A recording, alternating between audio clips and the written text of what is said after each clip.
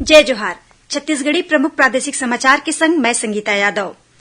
केंद्रीय कोयला मंत्रालय ह कोयला खान मन के नीलामी ले मिले 704 करोड़ रूपया के अग्रिम राशि छत्तीसगढ़ संग 6 राज्य मन ला हस्तांतरित कर दे हे। छत्तीसगढ़ ला 1 अरब 47 करोड़ 18 लाख 30,625 रूपया दे गे हे। प्रवर्तन निदेशालय ईडी ह राज्य सरकार ले डीएमएफ मद म जानकारी मांगे हे। ईडी ह भूगर्भ और खनिज विभाग ला लिखे पाती म कोरबा के संग प्रदेश के सबो जिला म डीएमएफ ले जुड़े हर जानकारी के ब्यौरा मांगे हे। भाजपा की प्रदेश इकाई ह आज रायपुर में घोषणा पत्र समिति अभियान के शुभारंभ करेन। एकात्म परिसर स्थित कार्यालय में पार्टी ह घोषणा पत्र बर मोबाइल नंबर घलो जारी करे हे। संगे संग ईमेल आईडी जारी करके सुझाव घलो आमंत्रित करे हे।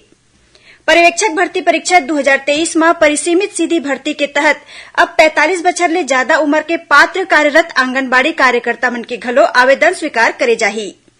संघ लोक सेवा आयोग डहार ले सेंट्रल आर्म फोर्स पुलिस में सहायक कमांडेंट भर्ती बर परीक्षा 6 अगस्त के 2 पाली में आयोजित करे जाही।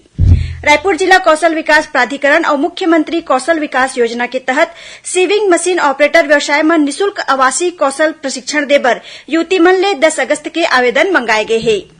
राजधानी रायपुर संग प्रदेश भर में पाछू 2 दिन ले होवत बरसा ले नदी नाला उफान में हे।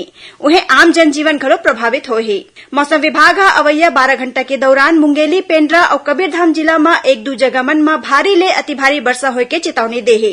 राज्य सरकार ह वेट लिफ्टर ज्ञानेश्वरी यादव ला छत्तीसगढ़ पुलिस में सहायक उप निरीक्षक के पद में नियुक्ति करे हे। जांजगीर चांपा जिला में पति डहार ले अपन पत्नी और 3 जन लड़का के हत्या करे के मामला आगू आए हे। और महासमुंद जिला के दृष्टि बाधित खिलाड़ी ईश्वरी निषाद ह चीन में अवैया 22 अक्टूबर ले होवैया एशियन पैरा एथलेटिक्स खेल बर क्वालीफाई कर ले हे। ये रहीस अब तक के प्रमुख प्रादेशिक समाचार। जय जोहार।